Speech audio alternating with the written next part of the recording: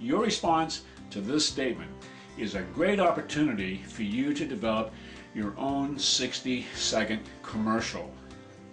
What we adults like to call the elevator speech. That's when you walk into an elevator and there's a complete stranger standing in front of you and the door closes and the both of you know you're going to the same floor and it's going to take about 60 seconds to get there, and just by coincidence he happens to ask you, what do you do?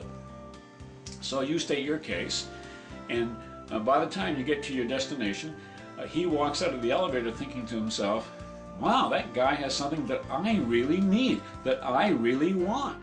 The approach that I suggest that you take works for every student, regardless of what you think of yourself. Sit down in front of a piece of paper and list 2 or 3 characteristics that you think are your greatest strengths. Something like, let's say, your integrity, your perseverance, your ability to listen well, or your reception to taking criticism.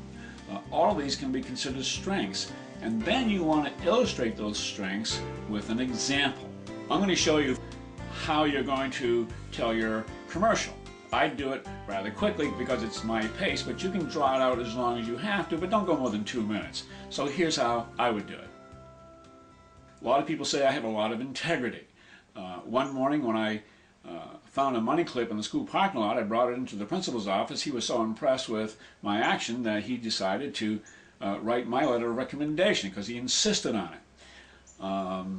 I am very receptive to constructive criticism. One of my classmates one time said to me, if you really want respect from your teachers, don't just blurt out your question in the middle of the class.